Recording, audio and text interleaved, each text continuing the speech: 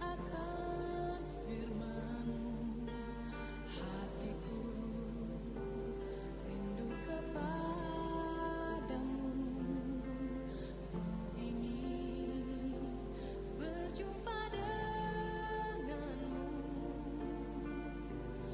Oh Yesus, pujaanku.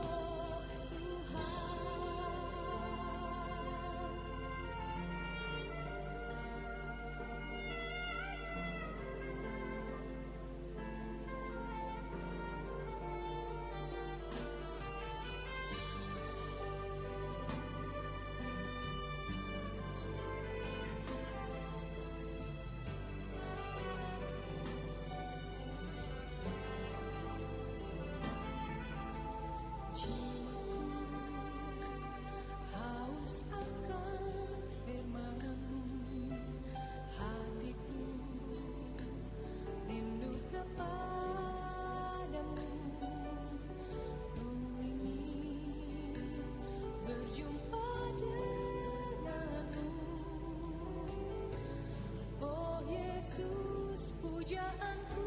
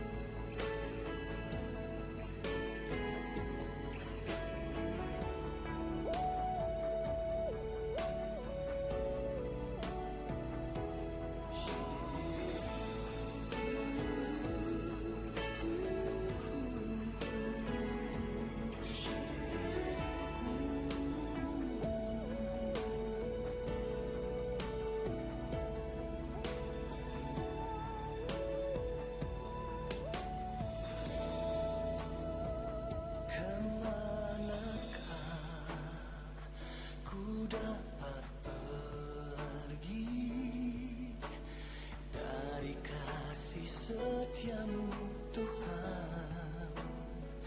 Hadirat-Mu selalu mengikuti untuk menyatakan jamahan kuasa-Mu. Kau Tuhan yang ajaib di setiap jalan-Mu, sanggup turun tangan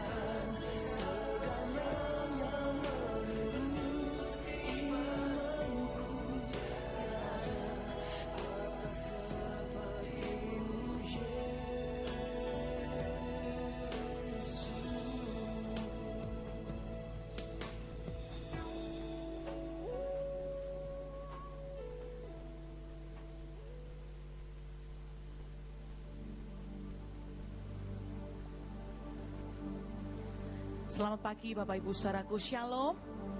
Puji nama Tuhan. Mari bersama-sama pagi hari kita buka hati Tuhan, mengucap syukur buat kasih setia, buat pertolongan Tuhan, berkat-berkat Tuhan, penyertaan Tuhan dalam kehidupan kita. Mari bersama-sama kita tundukkan kepala, bersehati kita akan berdoa. Kami mengucap syukur Tuhan buat pagi hari ini. Setiap kami umat-Mu boleh hadir. Kami rindu menaikkan syukur kami kepada Tuhan, sebab kami tahu Engkau Tuhan yang baik dalam kehidupan kami. Kami menerima berkat Tuhan, kami menerima pertolongan Tuhan, bahkan penyertaan Tuhan yang sempurna dalam kehidupan kami. Oleh sebab itu, kami rindu mempersembahkan pujian kami, penyembahan kami yang terbaik hanya bagi Tuhan. Terpujilah nama Tuhan di dalam nama Tuhan Yesus. Yang siap menyembah Tuhan dan bersyukur, sama-sama kita katakan amin. Buka hati kita bersama-sama.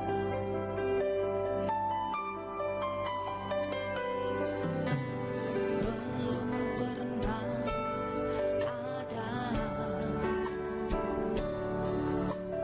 kasih di dunia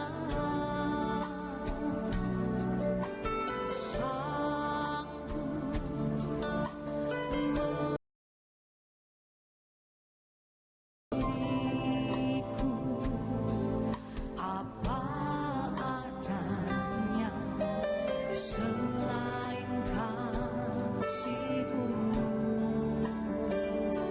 Yesus.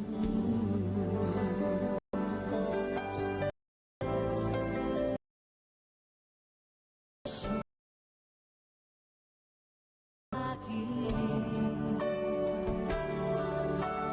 kasih seperti ini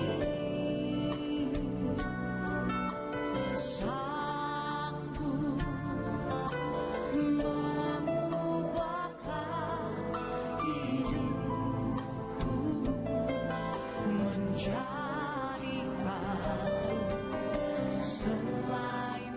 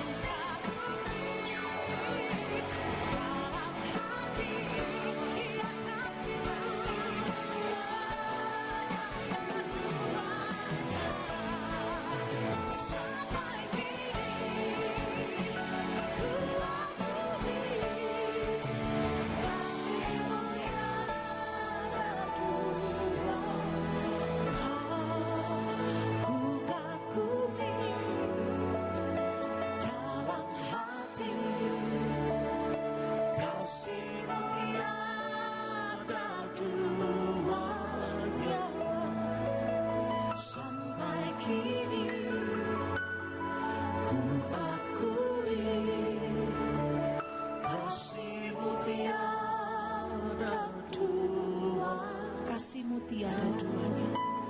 Kasih-Mu tiada dua, Kasih-Mu tiada duanya. kasih-Mu tiada dua.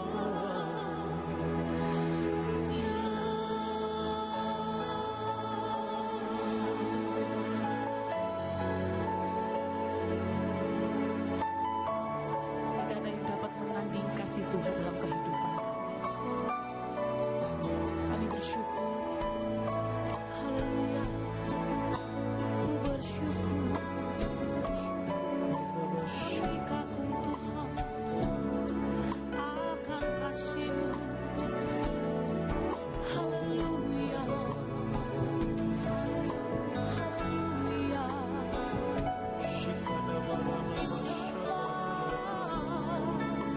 Kami akan besar kasih-Mu, besar kasih-Mu.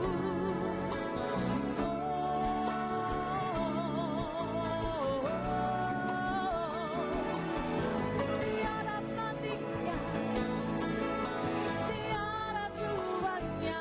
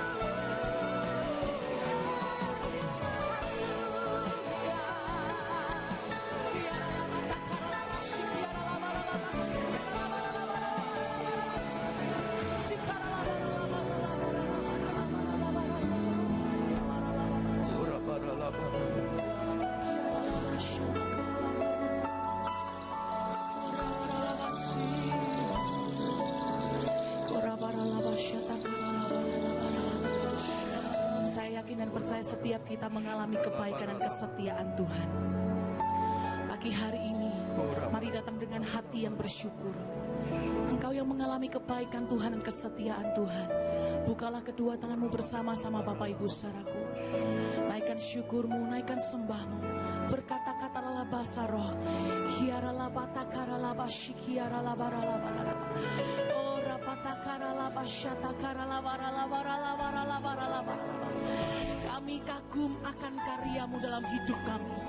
Hiara labata kara laba shikiara labara labara. Kami kagum akan kasihmu dalam hidup kami. Hiara labata kara laba shikiara labara labara labara. Uraba syata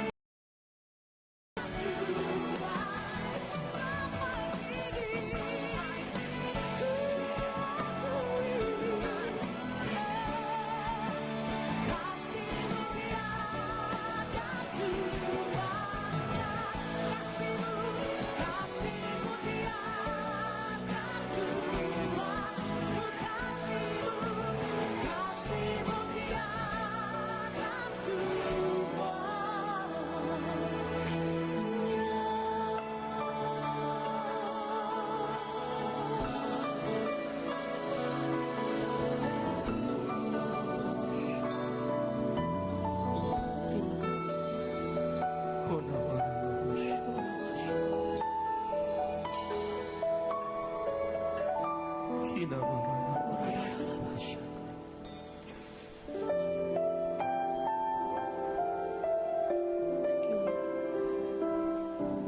Kalau kami boleh hidup sampai hari ini, semua hanyalah bukti kasih setia Tuhan dalam kami. Tidak ada yang dapat kami banggakan dalam hidup kami selain kami punya Yesus. Dan Tuhan pegang erat hidup kami.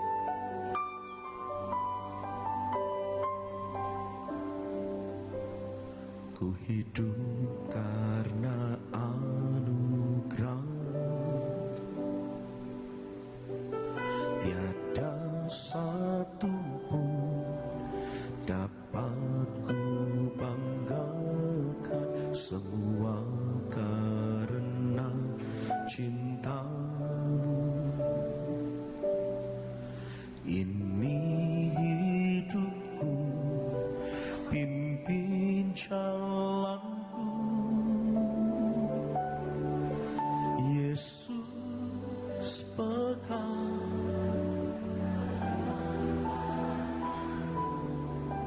Ku tak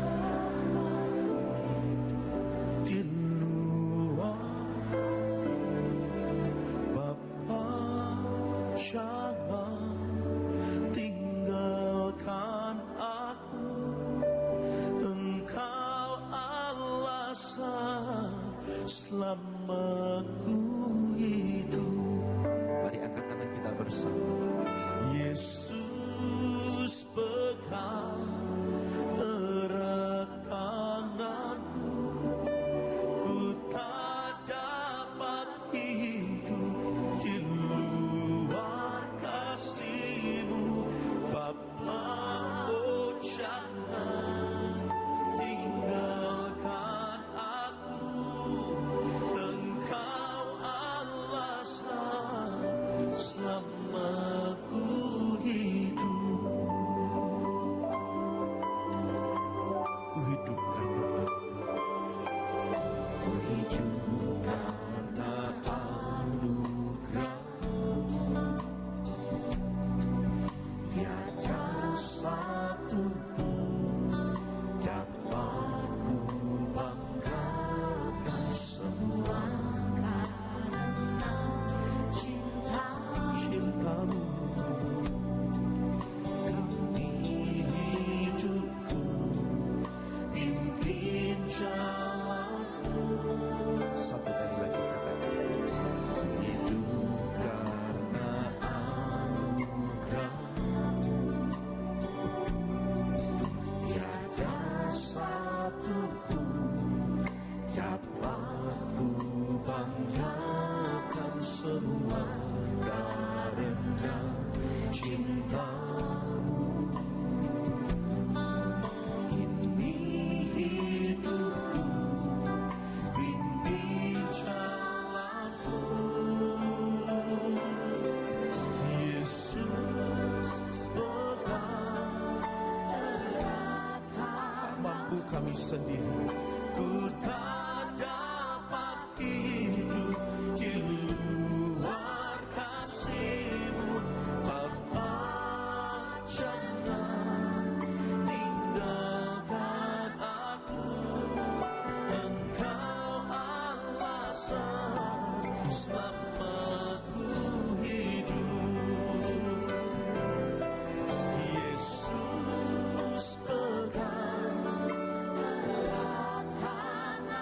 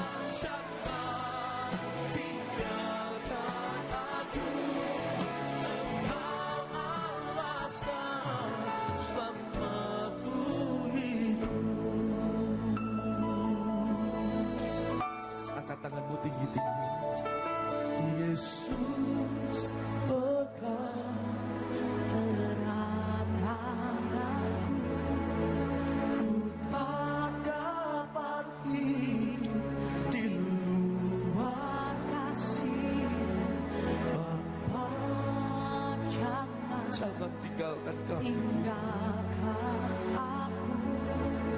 Engkau alasan selamatku hidup. Satu kali lagi. Yesus pegang erat tanganku, ku tak dapat hidup di luar Kasih-Mu Bapa, jangan tinggalkan aku. Engkau alasan selamatku hidup. Engkau alasan selamatku hidup. Engkau alasan selamatku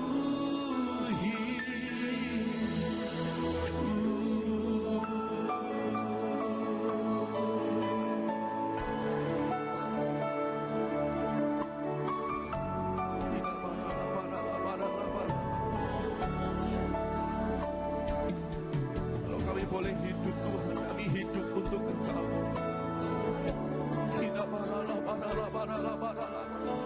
Kalau kami boleh bernafas, kami bernafas buat Engkau. Kalau kami boleh menyanyi pagi hari ini, kami menyanyi bagi Engkau. Mari angkat kedua tangan kita bersama Bapak Ibu Saudaraku. Berapa banyak Kau mengasihi Tuhan. Mari menyembah, berkata-kata dalam bahasa roh.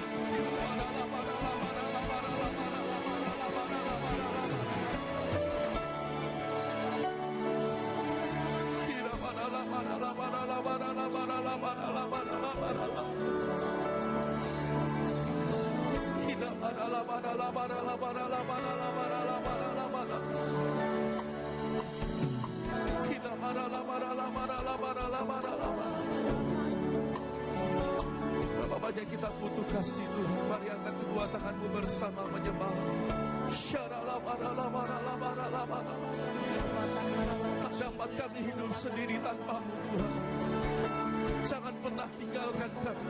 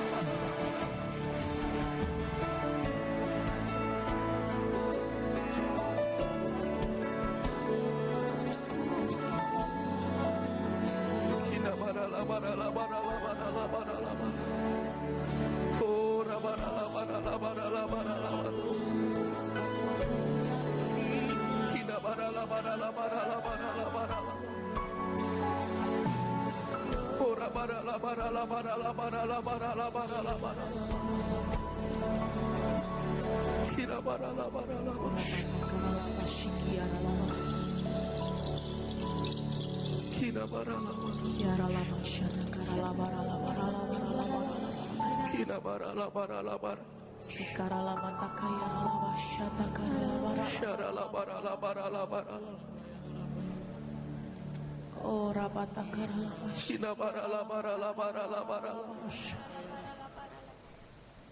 Oh, ratakaya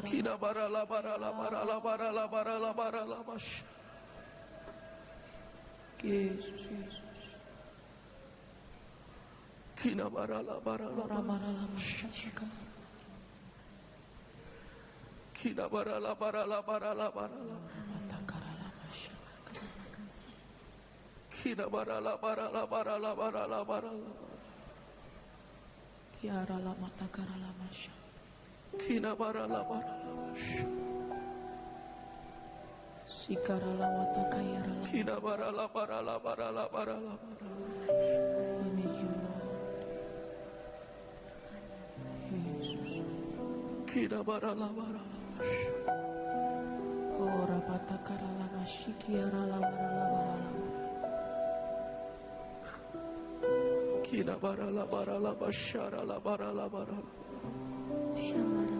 Satu yang kami tahu pasti, kalau sampai hari ini kami ada, itu semua karena Engkau Tuhan.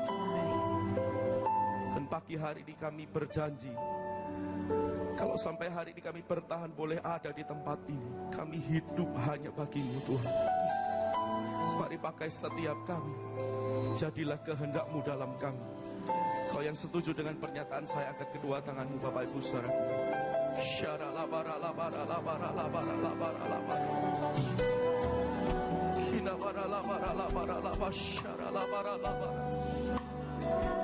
Kau alasan kami hidup Tuhan.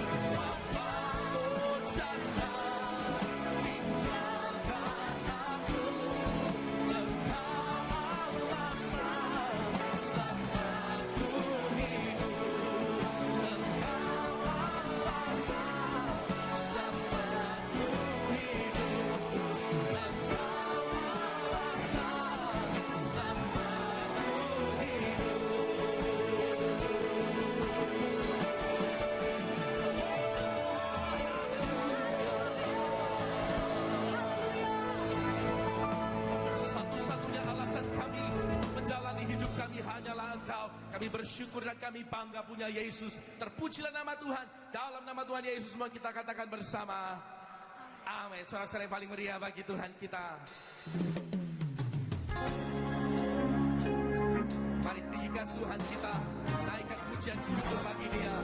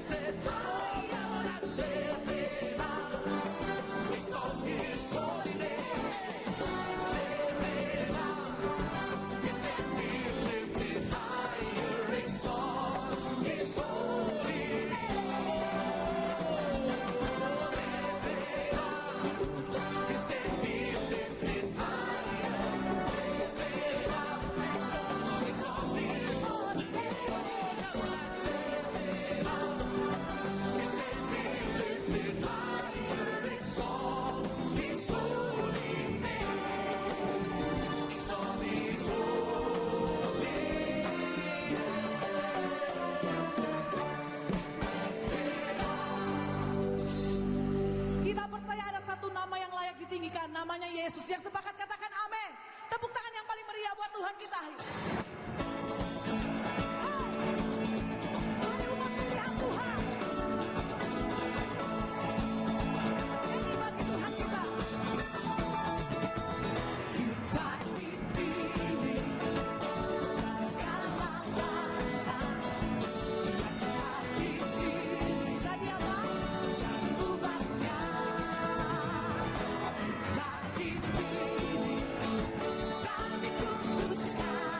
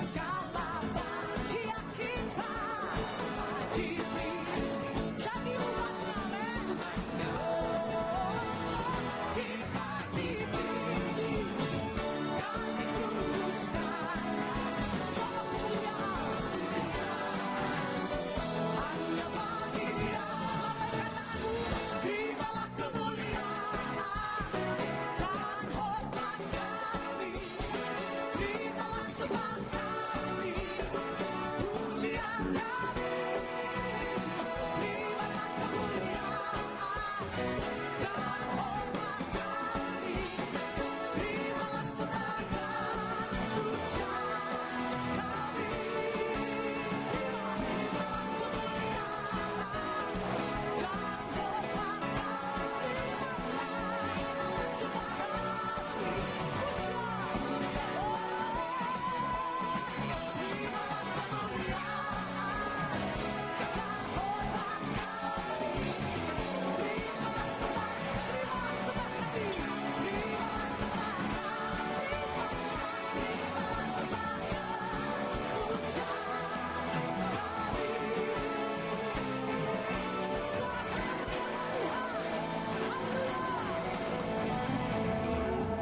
Sungguh kita umat yang dipilih dan dikasih. Boleh lambaikan tangan kita tinggi. Kasih tahu kiri kanan depan belakang. Katakan engkau dikasih Tuhan.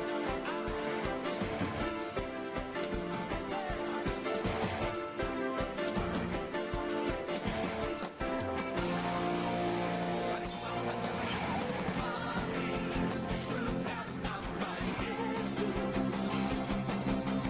Maju nyatakan kuasanya. buat iblis gemetar. Kita buat iblis gemetar. Kalahkan tipu dayanya. Dengan kuasa namanya. Katakan Pak. Mati sungkat nama Yesus. Maju nyatakan kuasanya. Kita buat iblis gemetar. Kalahkan tipu dayanya.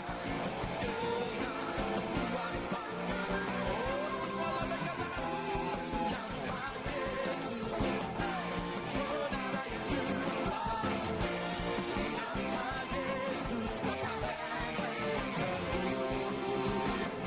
Oh, nama Yesus kalahkan semua musuh. Nama Yesus di atas segalanya.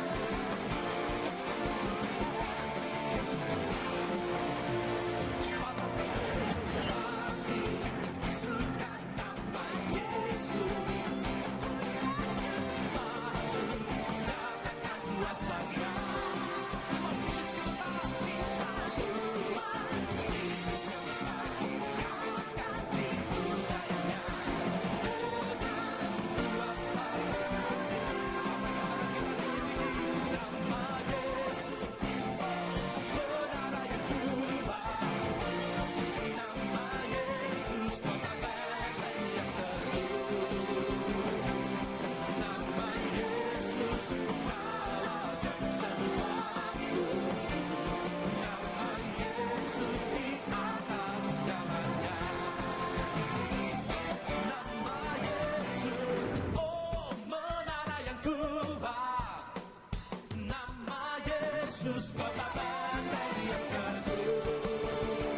Dan nama Yesus kalahkan semua musuh. Nama Yesus di atas segalanya. Nama Yesus di atas segalanya. Nama Yesus, nama Yesus di atas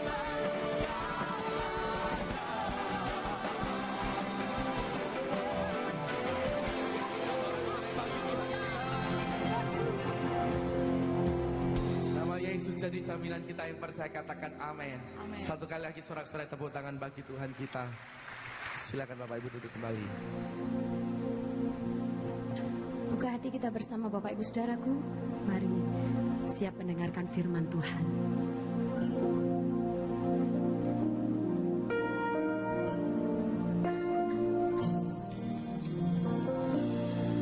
Kuatkanlah hatimu, lewati setiap persoalan. Tuhan Yesus selalu menopangmu.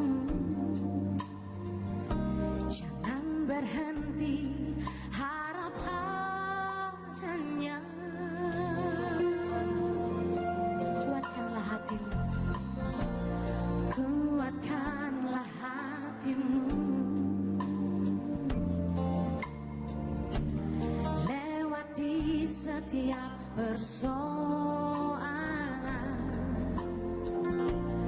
Tuhan Yesus selalu menopangmu. Jangan berhenti harap padanya. Tuhan pasti sanggup, tangannya takkan terlambat tuh mengangkatmu. Tuhan masih sanggup, percayalah, Dia tak tinggalkanmu. Mari sekali lagi dengan percaya kita berkata, kuatkanlah hatimu, lewati setiap persoalan. Tuhan Yesus selalu menopangmu. Jangan berhenti harap padanya. Tuhan pasti sanggup, tangannya takkan terlambat tuh mengangkatmu.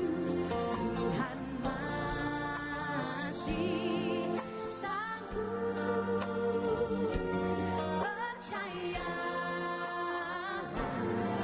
Dia tak tinggalkanmu. Katakan Dia pasti sanggup. Tuhan pasti sanggup, tangannya takkan terlambat mengangkatmu. Tuhan masih sanggup, percayalah, Dia tak tinggalkanmu.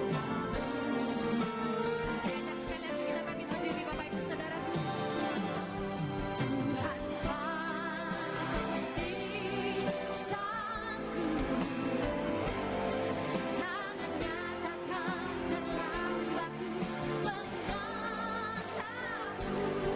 Tuhan masih sanggup, percayalah, Dia tak tinggalkanmu.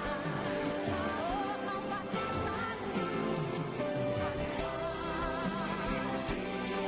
sanggup. Haleluya.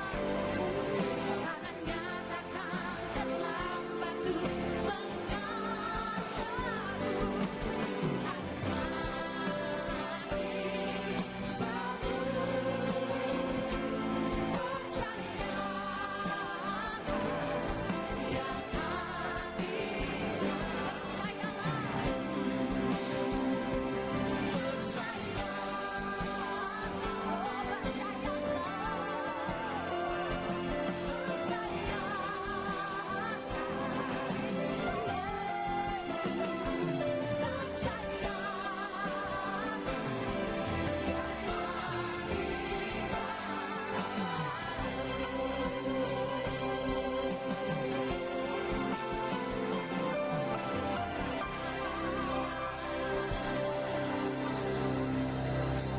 Syukurlah Tuhan, Engkau tidak pernah meninggalkan umat-Mu. Engkau bersama dengan kami selama-lamanya. Walau kami berjalan di lembah-lembah bayang-bayang maut, Engkau ada bersama dengan kami. Engkau yang membimbing kami ke padang rumput dan air yang tenang. Engkau adalah Tuhan dan Juru Selamat. Dan kami bersyukur Engkau telah memilih kami sebagai sahabat-Mu, sebagai anak-Mu, sebagai umat-Mu. Sekarang kami mau mendengar sebagian dari firman-Mu. Bersabdalah kepada kami. Urapilah hati dan telinga kami, supaya kami siap menerima apa yang Engkau mau katakan kepada kami. Di dalam nama Tuhan Yesus Kristus. Dan semua orang percaya berkata, amin. Beri kemuliaan kepada Yesus. Silakan duduk saudara-saudara. Shalom. Yesus kita hidup, amin. Dia hidup dan dia berkuasa. Kemarin saya baru terbang dari Kairo. Saya dalam beberapa hari yang lalu berada di perbatasan Syria, di dalam barak-barak pengungsi orang dari Irak, dari Syria yang sedang di dalam ketakutan karena ISIS. Lalu kami ke Kairo, di mana diadakan suatu konferensi tentang bagaimana tubuh Kristus akan bertindak berdasarkan semua penganiayaan yang sedang terjadi di berbagai bangsa. Kalau di Syria saja sudah 220.000 orang tewas di dalam perang dan kekacauan yang sedang terjadi. Tapi saudara, Yesus tetap duduk di takhta yang kekal dan dia berkuasa di dalam segala sesuatu. Haleluya. Jadi orang melihat keadaan yang sedang terjadi di Timur Tengah. Dan mereka katakan seperti sudah mati. Apa bisa bangkit kembali? Kekacauan bertambah-tambah kiri dan kanan. Mereka melihat jumlah pengungsi dan jumlah orang yang mati bertambah banyak terus. Orang sedang takut tentang masa depan. Kalau kita melihat di dalam firman Tuhan, di dalam kitab Nabi Yehezkiel, pasal 37, Nabi Tuhan digerakkan untuk bernubuat tentang kematian dan kebangkitan. Dan Allah kita adalah Allah yang berkuasa atas maut dan atas hidup. Dan di dalam Yehezkiel 37, kita akan mulai baca dari ayat yang pertama. Yehezkiel 37 mulai ayat yang pertama.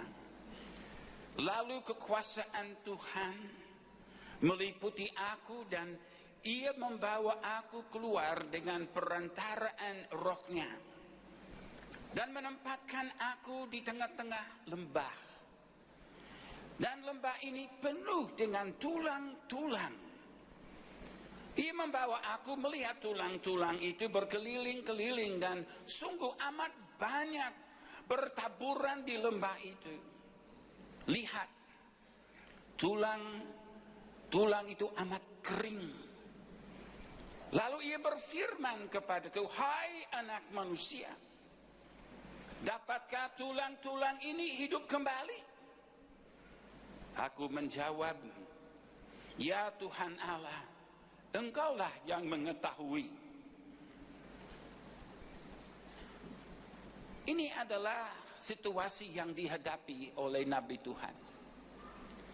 Suatu lembah yang penuh dengan tulang-tulang yang mati, yang bertaburan, yang tidak ada sambungan satu kepada yang lain.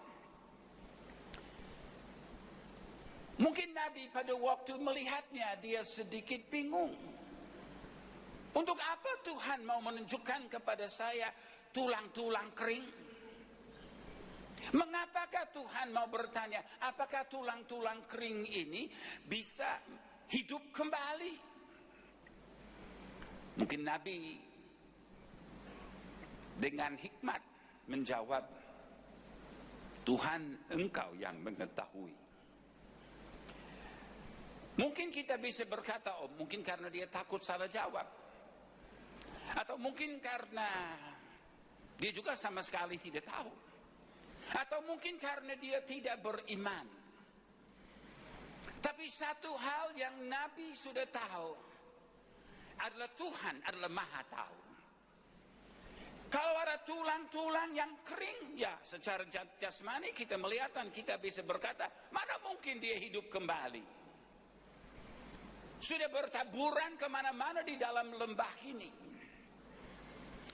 Pertanyaan ini berulang kali muncul di dalam sejarah. Kalau kita melihat bangsa Israel, pada tahun 70 Masehi,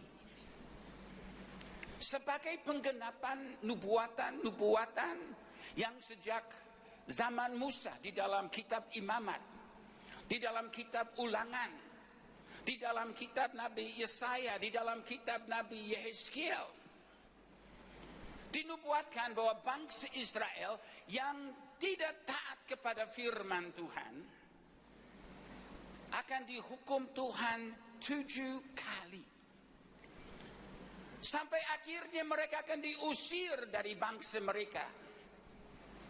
Dan mereka menjadi seperti bangsa yang mati. Pada tahun 70 Masehi, persis seperti yang Yesus nubuatkan, Israel dihancurkan oleh tentara Roma. Bait suci dihancurkan dan tidak tertinggal satu batu di atas yang lain. Israel menjadi padang gurun, tempat yang kosong. Di dalam kitab Ulangan dan di dalam kitab Imamat dinubuatkan bangsa Israel akan diusir dan mereka akan dikejar-kejar oleh bangsa-bangsa, dan mereka akan harus lari dari bangsa ke bangsa. Sementara banyak dari antara mereka akan tewas. Setelah tahun 70 Masehi kita melihat itu benar-benar terjadi. Mereka lari dari Israel, mereka dibawa di dalam perhambaan, mereka sudah dijadi budak di dalam banyak bangsa, mereka dianiaya, mereka dikejar-kejar, mereka lari ke Spanyol, dianiaya, mereka lari ke Perancis, dianiaya, mereka lari ke Jerman, dianiaya, mereka lari ke Polandia, dianiaya.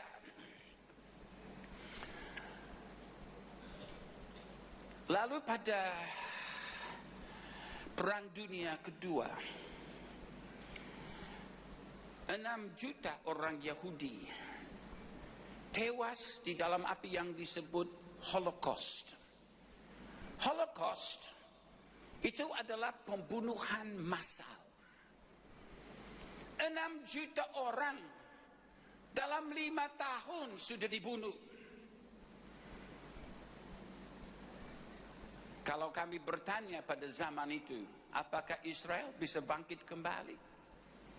Sudah 2000 tahun mengembara di antara bangsa-bangsa, dikejar-kejar dan dibunuh.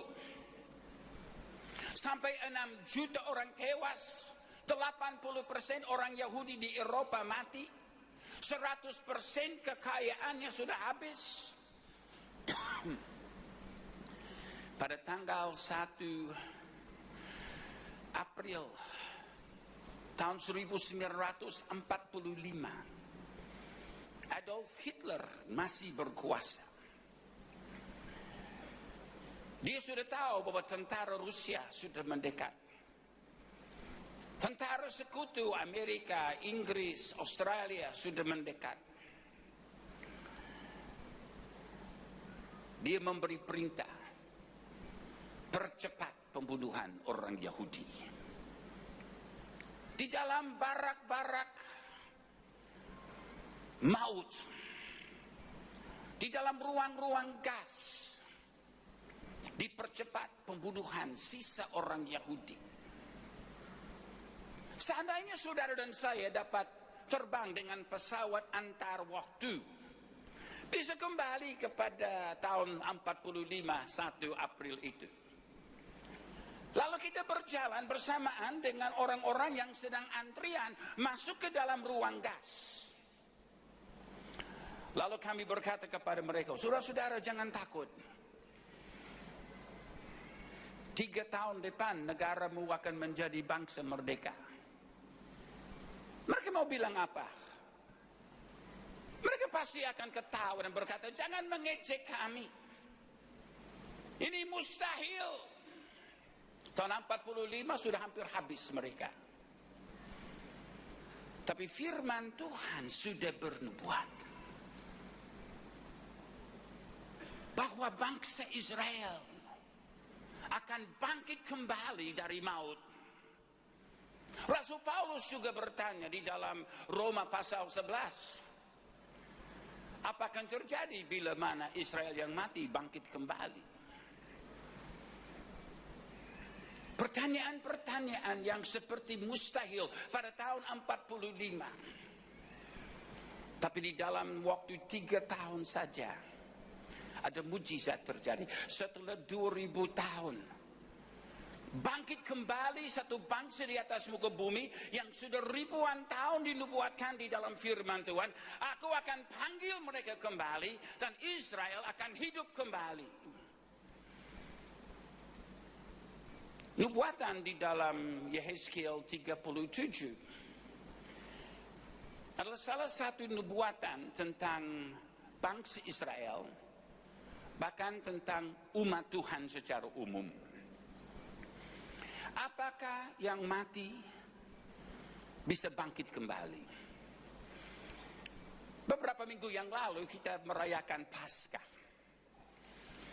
Di dalam merayakan Paskah, kita juga berhadapan dengan pertanyaan yang sama. Apakah yang mati bisa bangkit kembali? 2 murid Yesus ternyata kurang percaya yang mati bisa bangkit kembali. Mereka tinggalkan Yerusalem dan mereka berjalan ke Emmaus. Dalam perjalanan ke Emmaus, Tuhan Yesus yang sudah bangkit bergabung dengan mereka, tetapi dia menutupi mata mereka supaya mereka tidak mengenal dia. Sepanjang hari Yesus kupas kepada mereka firman Tuhan, dan hati mereka berkobar-kobar, tapi mereka tidak tahu itu adalah Yesus. Yesus berkata kepada mereka, kenapa kamu bersusah-susah?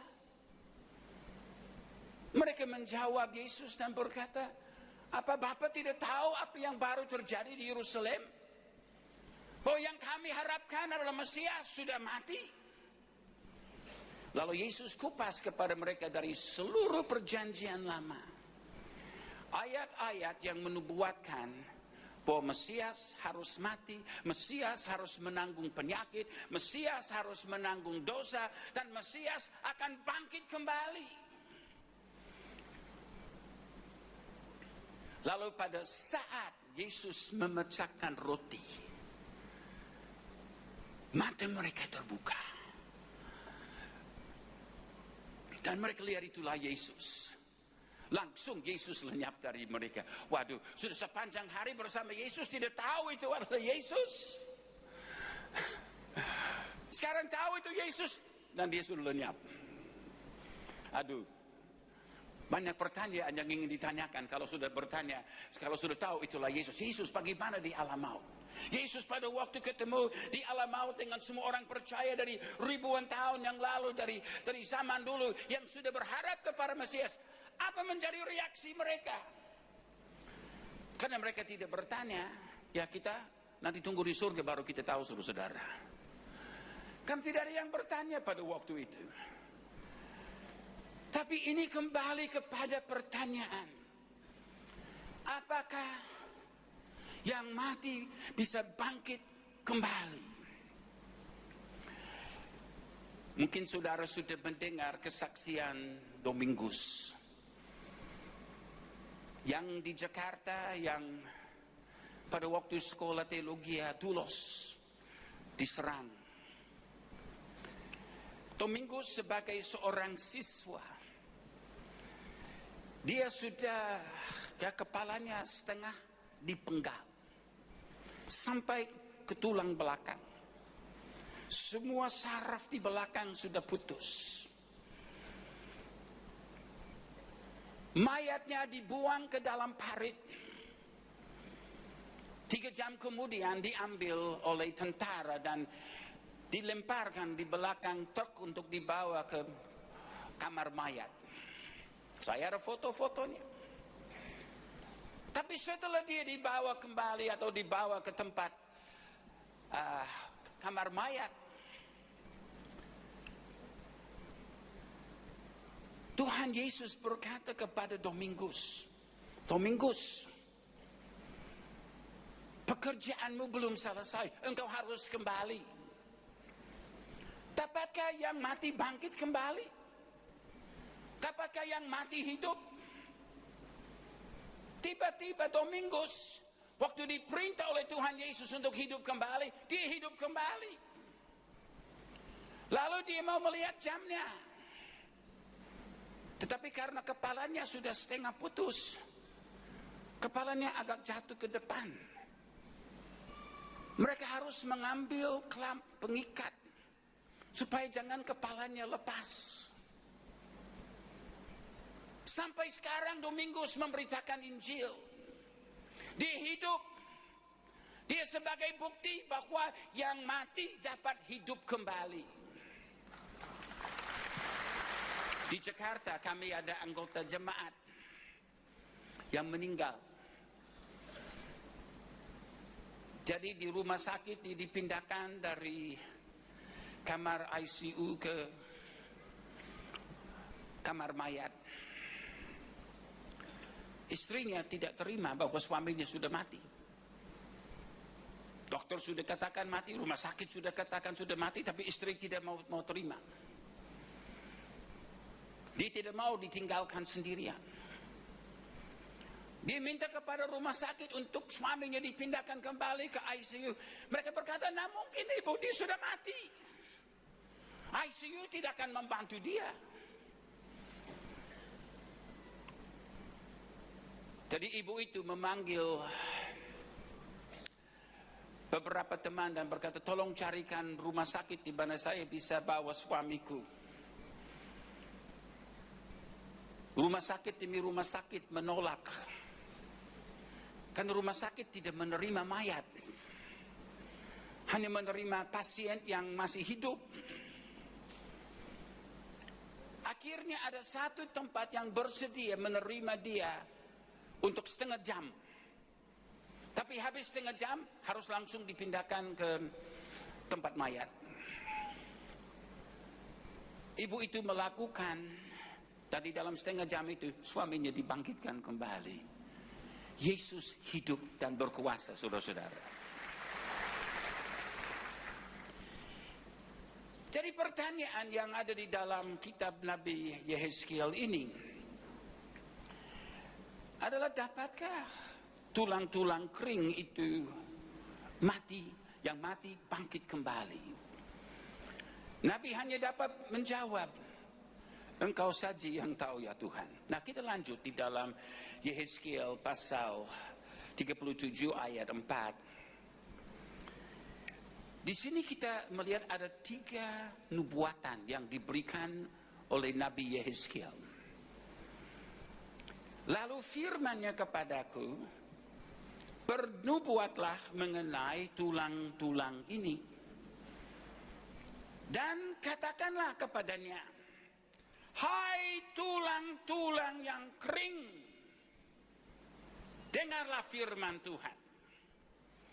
Nah, saya sebagai seorang hamba Tuhan, saudara-saudara, kalau harus bernubuat kepada tulang yang kering, saya akan merasa sedikit bodoh. Apa kita tidak tahu ini tulang kering? Saya lebih senang bernubuat kepada tulang yang hidup daripada tulang yang kering. Masa tulang-tulang kering akan bisa mendengar? Tapi Tuhan sedang berbicara tentang kemustahilan yang hanya dapat dikerjakan oleh kuasa Tuhan. Mungkin saudara berhadapan dengan situasi-situasi di dalam hidupmu.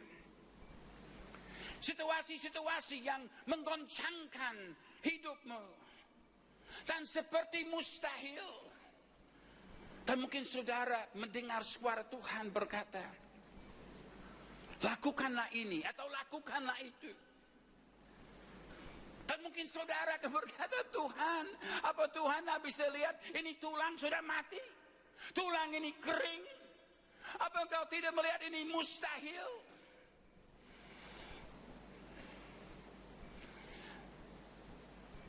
Tapi saudara harus tahu, Tuhan kita spesialis di bidang mustahil. Apa yang mustahil bagi manusia tidak mustahil bagi Tuhan, dan tidak mustahil bagi orang yang percaya. Kita manusia hanya melihat kemustahilannya, tapi Allah kita hidup. Dia yang sudah bernubuat dari 3.500 tahun yang lalu bahwa Israel akan dicerai-beraikan di antara bangsa-bangsa dan akan dikembalikan ke tanahnya. Allah yang sanggup mengenal segala sejarah dapat melakukan yang mustahil bagi manusia, tapi Allah sanggup melakukannya. Dan apapun yang saudara hadapi di dalam hidupmu, mungkin mustahil bagi kita manusia, tetapi bagi orang yang percaya tidak ada yang mustahil, karena Allah spesialis di bidang yang mustahil.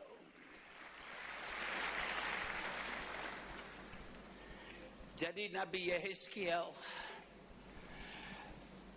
melakukan yang Tuhan katakan, dan dia bernubuat kepada tulang-tulang yang kering, yang mati, yang sama sekali tidak ada harapan.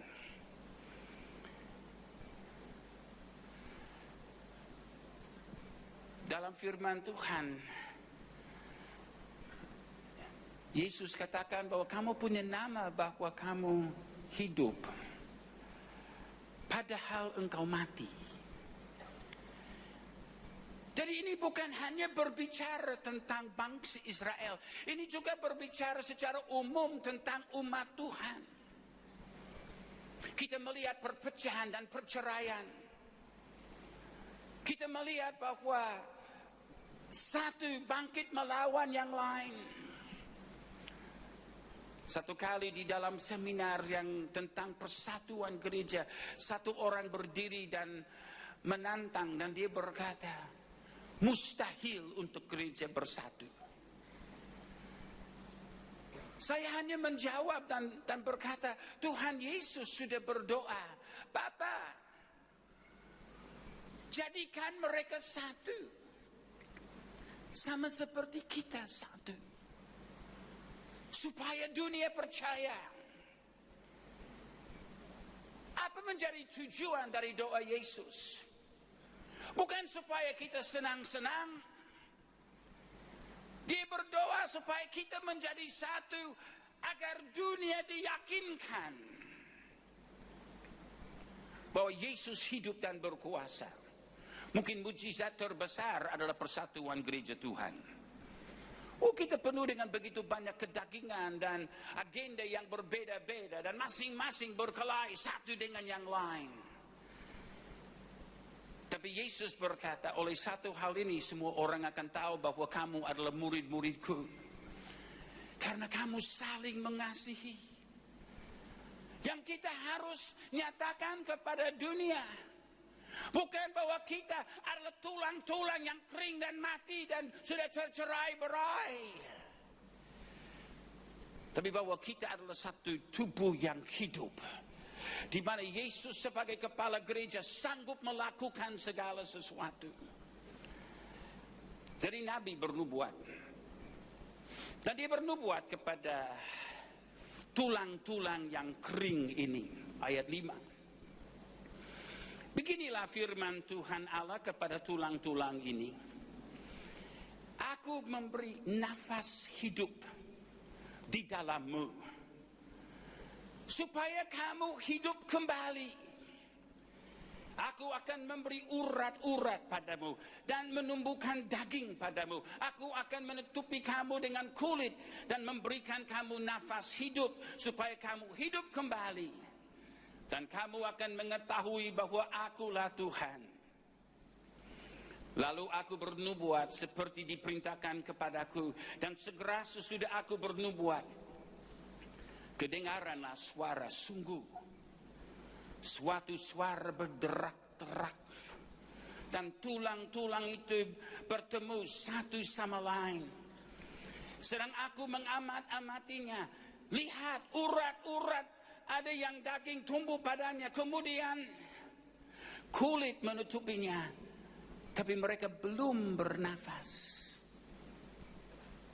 Jadi nubuatan firman Tuhan memulaikan satu kegerakan pemulihan.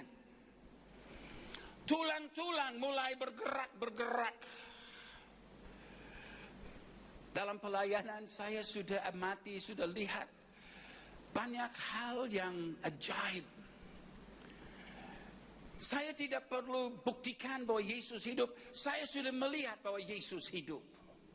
Saya sudah melihat bagaimana dia bekerja di dalam berbagai jenis situasi dan keadaan. Yang mati bisa bangkit, yang sakit disembuhkan, yang kekurangan dicukupkan. Kami sudah melihat manusia-manusia yang dianggap mustahil menjadi orang percaya, telah sujud dan mengaku bahwa Yesus Kristus adalah Tuhan.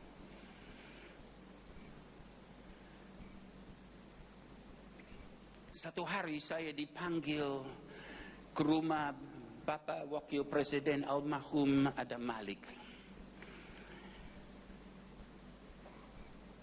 Saya sedikit terkejut untuk dipanggil ke rumah seorang pahlawan bangsa. Seorang pejuang kemerdekaan, seorang yang mantan wakil presiden, menteri luar negeri, seorang yang terhormat. Saya bertanya kepada beliau,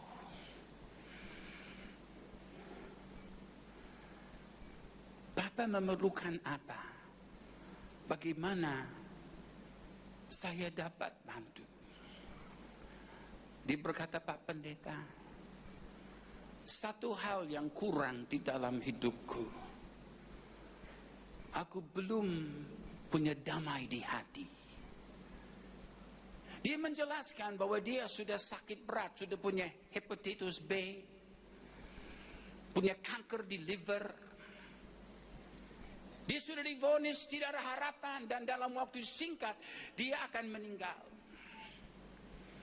Pak Pendeta, bagaimana saya dapat memiliki damai di hatiku? Pada saat itu saya gemetar ketakutan. Ini seorang wakil presiden, seorang terhormat di dalam bangsa. Menanyakan bagaimana bisa memiliki damai sejahtera di hati. Buat saya ini sesuatu mustahil. Saya waktu kecil sebagai seorang anak kecil, saya adalah di dalam keluarga anak-anak jalanan. Rumah saya adalah kandang anjing waktu saya kecil. Saya di dalam keluarga yang miskin, yang sama sekali tidak mengenal Yesus. Tapi sekarang saya dari kandang anjing sudah dibawa ke istana. Ini adalah kemustahilan buat saya. Saya menjelaskan kepada Bapak Adam Malik, Yesus adalah Raja Damai yang dapat memberi damai sejahtera di hati. Saya menjelaskan tentang Nikodemus, seorang pemimpin Yahudi yang pada malam dia datang untuk mencari juga jalan keselamatan dan damai sejahtera. Setelah menjelaskan dan membahas hal ini dengan beliau, saya bertanya, apa ini yang Bapak cari? Dan Bapak Adam Malik berkata, ini persis yang aku cari. Saya bertanya, apa Bapak mau terima Yesus sebagai Tuhan dan Juru Selamat, sebagai Raja Damai di dalam hatimu? Dia berkata, ya.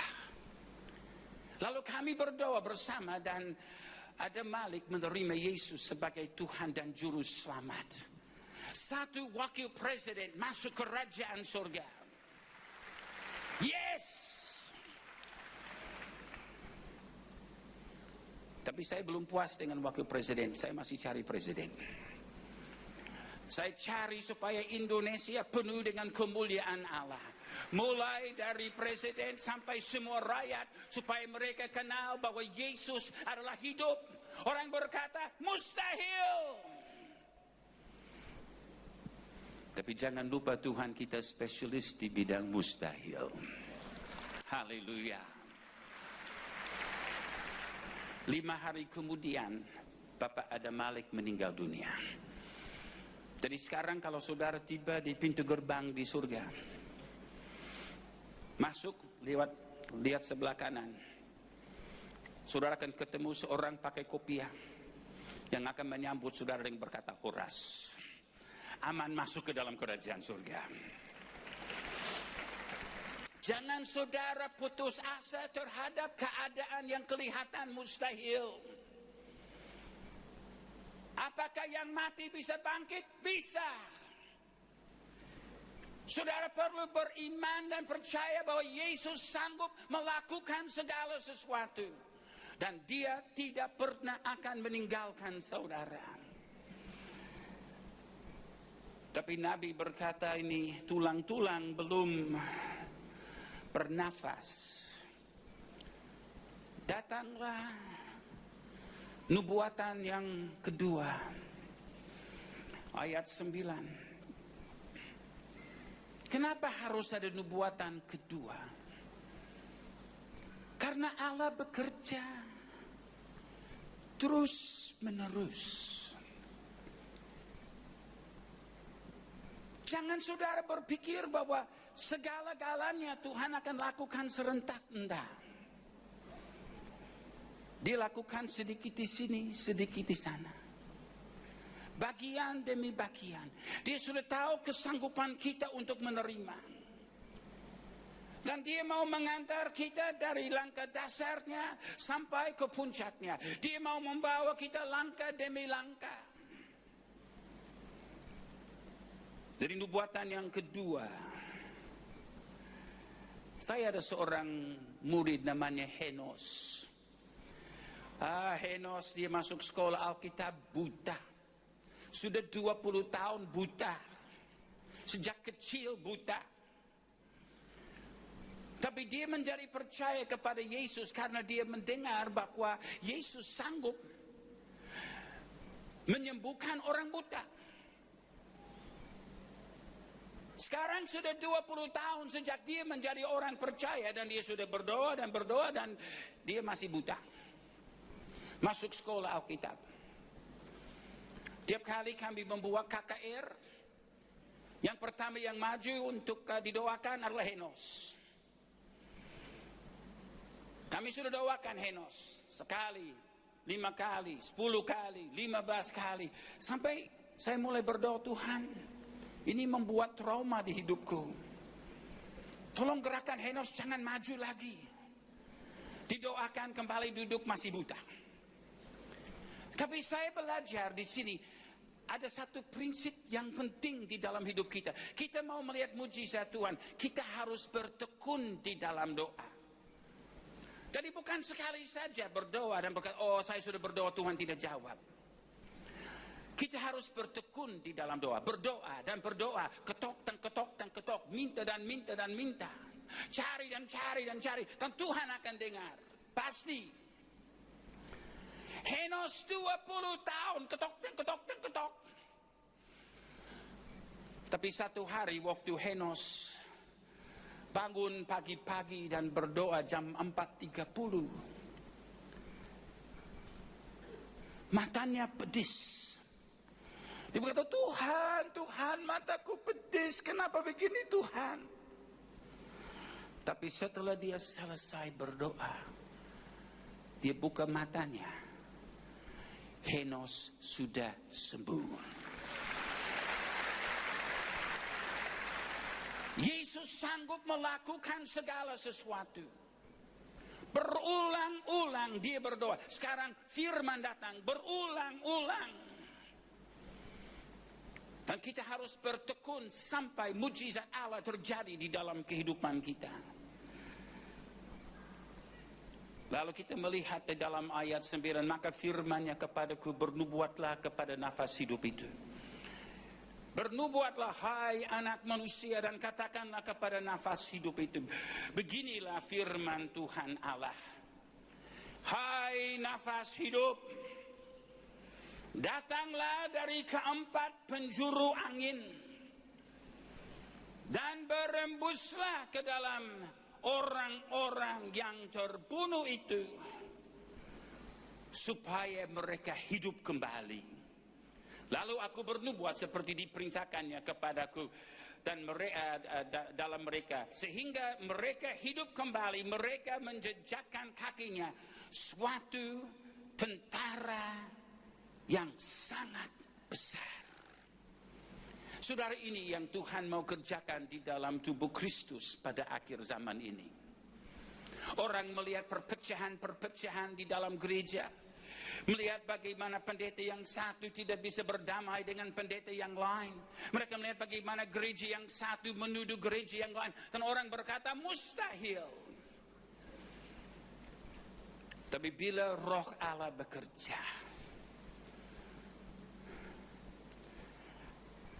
Tuhan akan menggoncangkan golongan-golongan gereja, golonganisme di dalam gereja. Dan yang tulang-tulang yang tadinya mati dan kering akan bersatu kembali, akan berbentuk kembali, dan akan bangkit menjadi tentara Allah yang sangat besar. Di dalam kitab Nabi Yesaya 19, saya sudah mulai tadi dengan menceritakan tentang goncangan-goncangan di Timur Tengah. Tapi saya ingin saudara melihat nubuatan firman Tuhan yang dinubuatkan 2800 tahun yang lalu tentang keadaan Timur Tengah. Dikatakan di sini di dalam Yesaya 19, mulai dari ayat 22, dikatakan Tuhan akan menghajar orang Mesir, akan menghajar dan menyembuhkan. Tadi seperti dengan tangan kiri dipukul, dengan tangan kanan disembuhkan. Di sini Tuhan menyatakan tentang murkanya yang akan dicurahkan. Murkanya bukan untuk menghancurkan dan membinasakan, tidak. Tapi justru untuk menyadarkan mereka sampai mereka bertobat. Kadang-kadang saudara mengalami hajaran dari Tuhan. Mungkin saudara berpikir, oh Tuhan sudah meninggalkan aku. Enggak.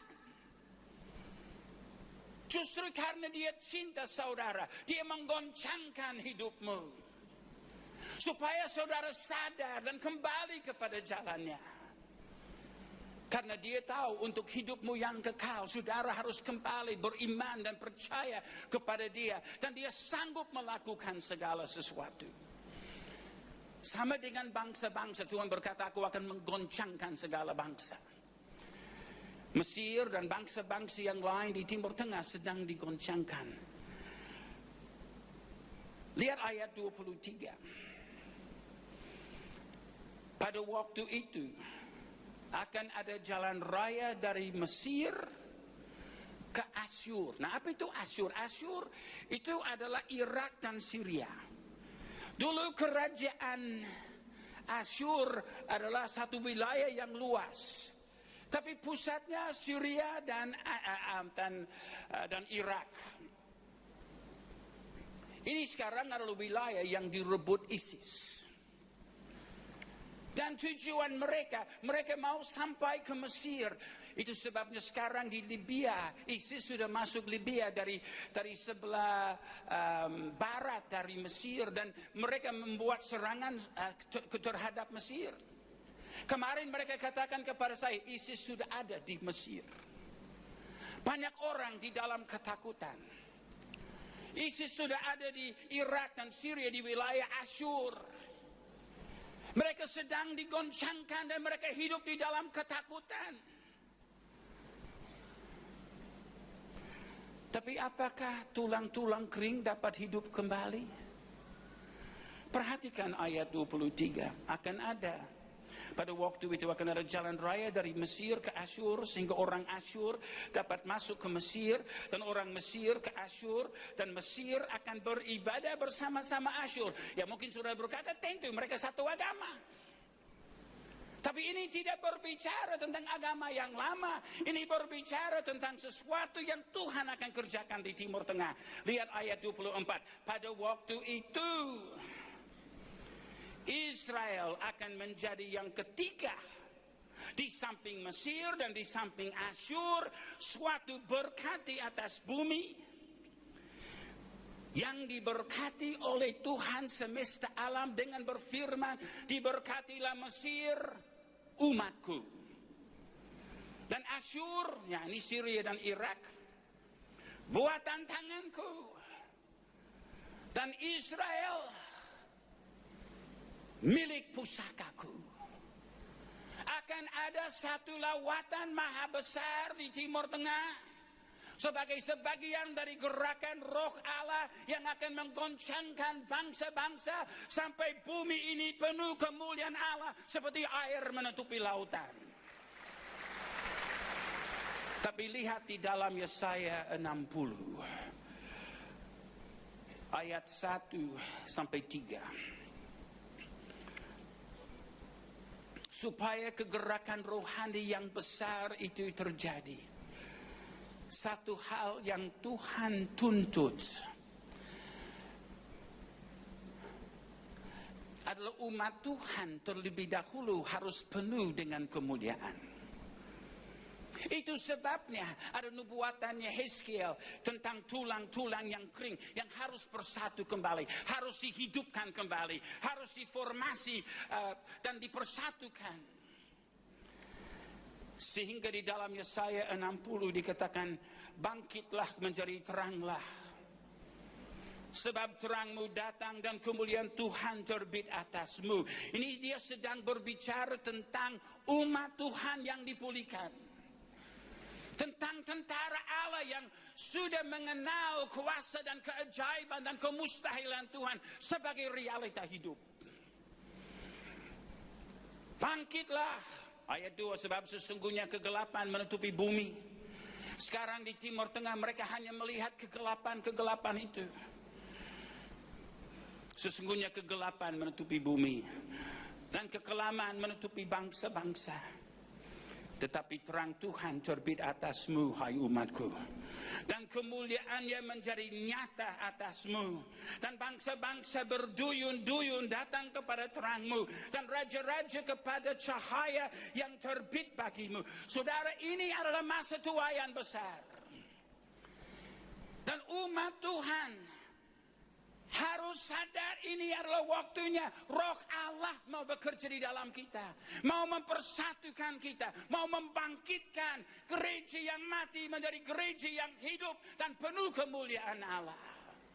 Ini adalah masanya.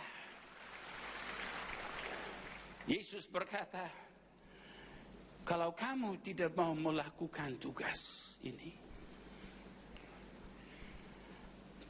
batu-batu akan bersorak-sorai. Hari ini saudara-saudara, apakah kita batu hidup atau batu mati? Firman Allah berkata kita harus menjadi batu-batu yang hidup, yang disusun menjadi satu tubuh Kristus. Mungkin dulu kita adalah tulang-tulang kering, mungkin dulu kita adalah batu-batu yang mati. Tapi Tuhan berkata, aku pilih kamu. Aku pilih kamu. Aku pilih kamu. Dan aku menempatkan kamu di dalam tubuhku. Jadi batu yang hidup. Dan dengan kemuliaan Tuhan yang akan mengalir, saudara akan menjadi gerakan terhebat, terajaib, yang akan menggoncangkan bangsa-bangsa.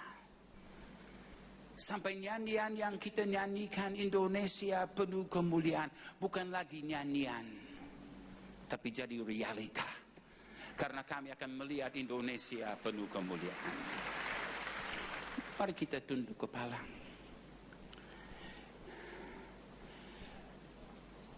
Lihat ke dalam diri hati saudara. Saudara sedang berhadapan dengan situasi mustahil. Saudara merasa seperti tulang yang kering. Tuhan sedang berfirman kepada saudara, hiduplah. Mungkin saudara menganggapnya mustahil, tapi tidak ada yang mustahil bagi Tuhan. Dia adalah jawabanmu. Dan dia mempunyai rencana ajaib bagimu. Jadilah tulang yang hidup, yang bersatu di dalam gerakan Allah. Jadilah tulang yang dihidupkan kembali, yang disusun di dalam tubuhnya menjadi tentara Allah yang besar.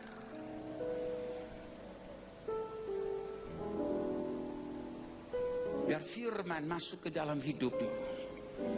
Bernubuatlah, Tuhan katakan kepada Nabi, dan mereka jadi hidup. Hari ini firman Tuhan berkata kepadamu, hiduplah engkau. Tidak ada yang mustahil bagimu. Hiduplah engkau. Bapa di surga, engkau melihat umatmu hari ini. Engkau melihat semua pencobaan, pergumulan yang mereka alami di dalam hidup mereka sehari-hari.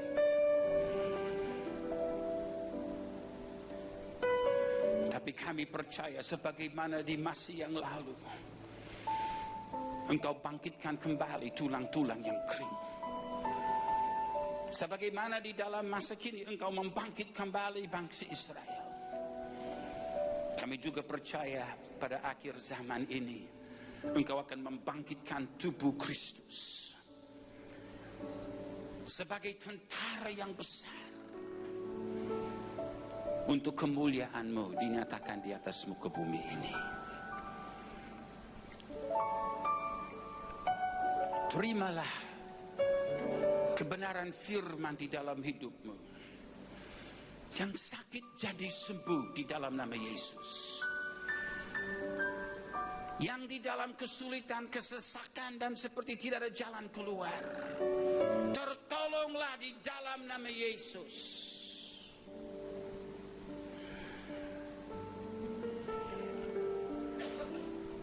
Terimalah jawaban Allah. Terimalah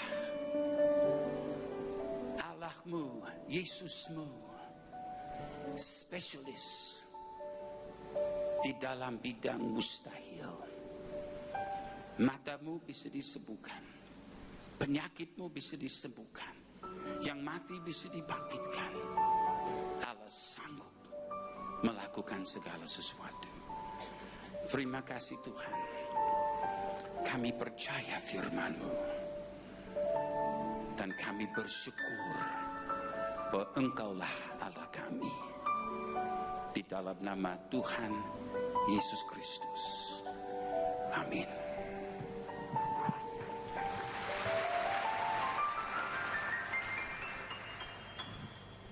Puji nama Tuhan, tiba saatnya kita akan memberikan korban syukur persembahan. Sekali lagi saya ajak kita berdoa.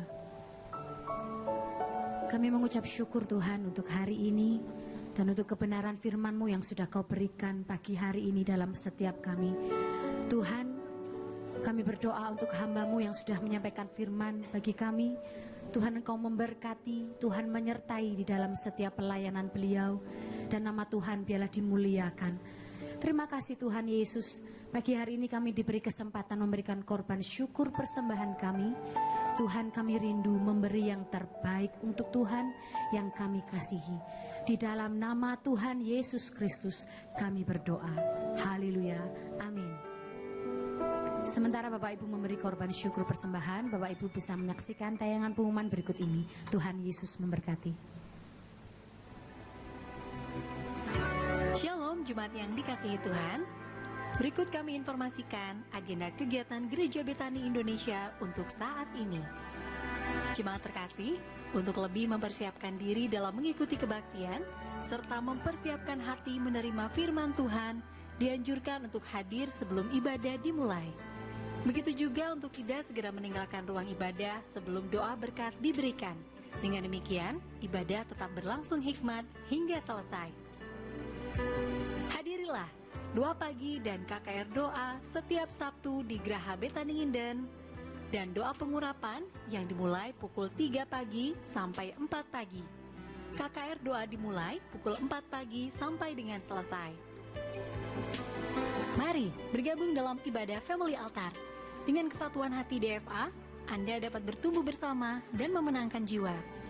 Info Family Altar terdekat dengan rumah Anda, silakan menghubungi Departemen Family Altar di 031 593 6880. Bagi Jemaat Betani Indonesia yang membutuhkan pelayanan kunjungan, kematian, orang sakit, atau kunjungan doa, dapat menghubungi koordinator diaken setempat serta mengisi formulir yang disediakan, atau telepon di 031 593 6880 setiap hari mulai dari jam 8 pagi sampai 10 malam.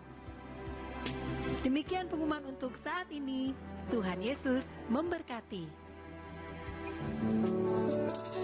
Tuhan pasti sanggup,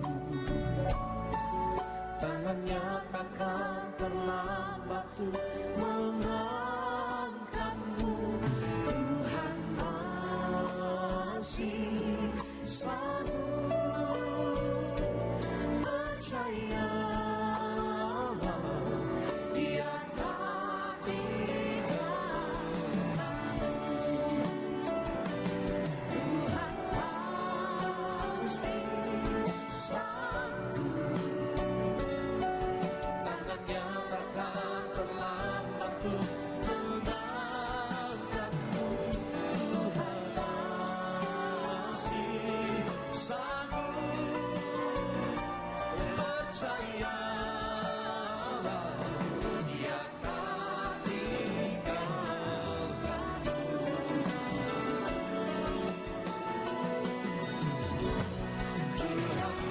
Tuhan pasti sanggup, tangannya takkan terlambat untuk mengangkatmu.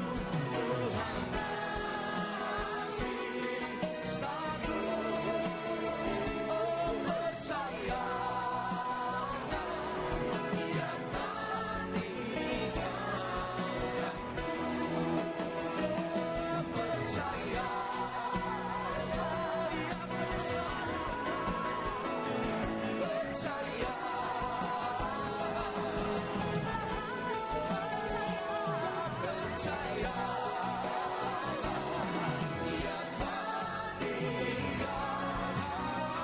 Yang percaya berikan sorak-sorai yang meriah.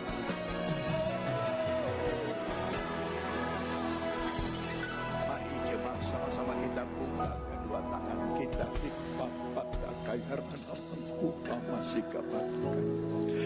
Jemaat yang dikasihi Tuhan, terimalah anugerah rahmat daripada Bapa, kasih-Nya dalam Yesus, kekuatan kuasa-Nya dalam Roh-Nya yang kudus, untuk terus menaungi, membimbing, menyertai dan memberkati kita semua sepanjang hari ini hingga Maranatha Yesus datang, bahkan sampai selama-lamanya. Dalam nama Yesus, semua yang percaya sama-sama kita berkata amin.